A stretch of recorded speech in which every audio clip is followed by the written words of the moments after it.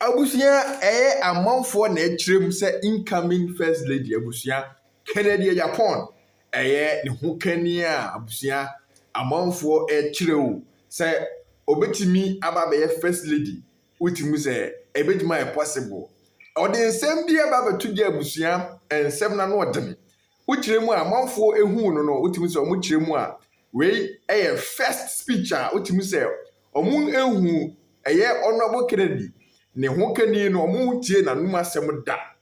This is the first time a nanum asɛm aba betodwa a abusua pɛ sɛ yɛma mu tie ɛyɛ nsɛm a ɛyɛ maami ɛde aba betodwa na wokyerem wohwɛ nsɛm a manfo ɛkyerem ɛwɔ social media abusua ɛsɛ wani ɛnsɛ sɛ ɛka kyerɛ manfo kyerem a wotimi sɛ maame no nano ate yie kyerɛ sɛ nsɛm na ɔka no ɛyɛ on point ankasa kyerɛ sɛ wotie a wotimi sɛ woahwɛ ahoɔsen mpo ebetimi agu amanfo kyerem nso a ɔmo se ɛyɛ Kennedy de we maami ano asi ate na ɔka nsɛm mani sisi so no wotimi sɛ bɛrima biara a obedi yie biara no sɛbe ayɛ ana ɔbaa a ɔtare ne nkyɛn no sɛbe ne ho ehia yie esan sɛ ne ho ehia a bɛrima no ontimi nkɔkora abusua nsɛm wei ɛfa wotimi sɛ nsɛm a ɛbobɔ ba ho ana maami nso atwe ne tie pie ɛbɛka nsɛm bi de akyerɛ Ghanafoɔ abusua yɛnkɔ tie ɛyɛ maame Christiana Agyapong na ewie a abusua de aka biara no yɛrebeto amoso pɛpɛpɛ yɛnkɔmra. Thank you for the opportunity to address this august house. But before I proceed to deliver my address, I'd like to render my sincerest apology for not being able to be there in person. It was due to circumstances beyond my control. I would like to thank all the organizers for this great conference. And I would like to stand on all existing protocols and proceed to deliver my address.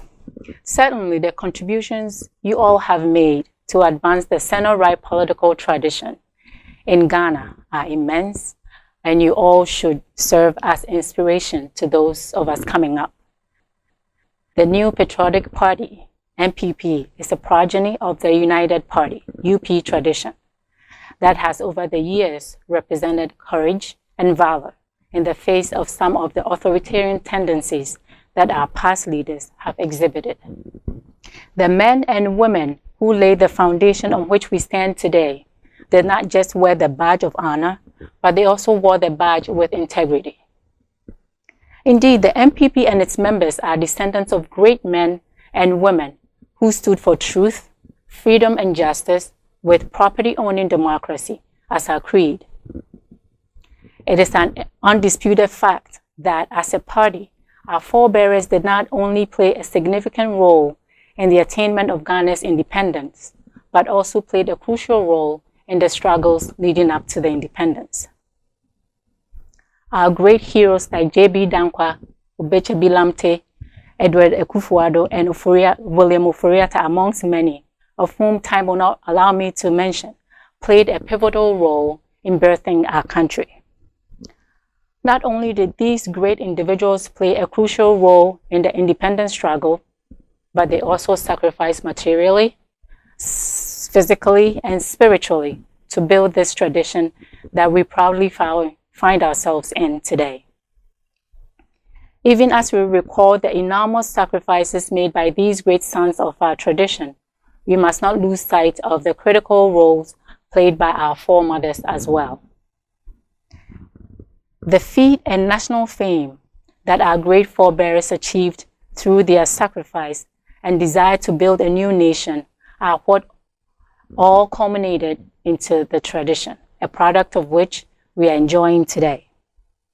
Those accomplishments could not have been possible without the support of some legendary women who were part of the struggle. Indeed, we cannot talk about the history of Ghana's independence without recognizing the industrious role played by renowned women like Sophia Oboshi, Mabel Dav Dankwa, Hannah Kujo, Rebecca Nade de Ayete, and Susanna Al-Hassan, just to mention a few. It was through the political activism of these women, which played out in diverse ways, that our sovereignty as a proud people and a nation was finally restored. The role of women in socio-economic development of every country is crucial to the development of effective governance.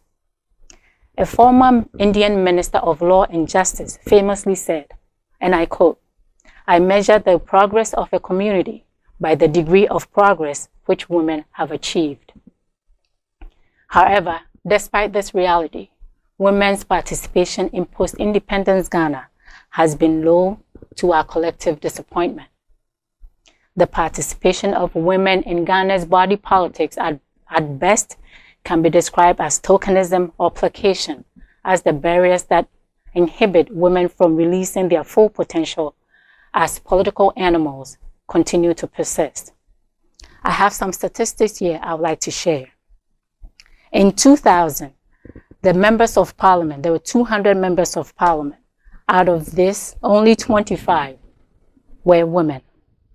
The total number of ministers were 80. Only 8 were female. In 2004, there were 230 MPs and only 25 female MPs. In 2016, there were 275 members of parliament. Only 36 were female. We had 110 ministers, out of which only 10 were female. In 2020, 275 parliamentarians, only 40 are women, and only 9 ministers, a drop of 1. This tells us that the struggle continues. Even though women are about 50% of the population, we are underrepresented in all institutions. We have to struggle for more. We have to push ourselves harder to attain more. I recognize there have been improvements in the inclusion of women in political participation, but the numbers bear evidence that we are nowhere near where we should be as a gender. Free SHS is a great foresight policy, in my opinion. Now parents don't have to decide which child goes to school, whether the boy goes to school or the girl goes to school. And almost always, the boy gets to go. The girl will stay home and help out in the house. But with the free SHS, in 5 years or 10 years, when our children, especially the girls, have graduated into great professionals, then our voices will be heard louder. Today, political parties have become the pivot around which democracy revolves, and the role of women in driving these political parties cannot be overemphasized.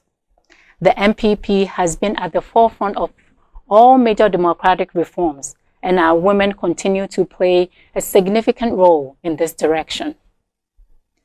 Ghana's democracy has become the toast of many and is seen as the most peaceful and stable democracy on the continent. Indeed, the enviable accolade attained by Ghana as a democratic society cannot be discussed without recognizing the great contributions of our women. If there's one political tradition that has and continues to demonstrate its abiding faith in the ability of women to deliver, then it is none other than the MPP, the party we all proudly belong to. After 40 years in the political wilderness, former President John Agyapong offered opportunity to a lot of our women to contribute their quota to the national development. Similarly, our current president, Nana Akufo-Addo, has followed suit by further offering more opportunity to women. It is important to state that, despite the show of commitment to the cause of women by our leaders, women are yet to reach their full potential when it comes to politics and national development. It is for this reason that I consider the theme for this important summit, Building Stronger Women to Make a Strong Party, very relevant and timely. Indeed, the MPP has produced women who demonstrated bravery and gallantry in defending the cause of the party and the nation as a whole. Stalwart women like Hawa Yakubu, Grace Coleman, Gladys Atma, and Teresa Ambule Tego, all of blessed memory, as well as Christian Churcher, who played significant roles in the second and third parliaments of the Fourth Republic.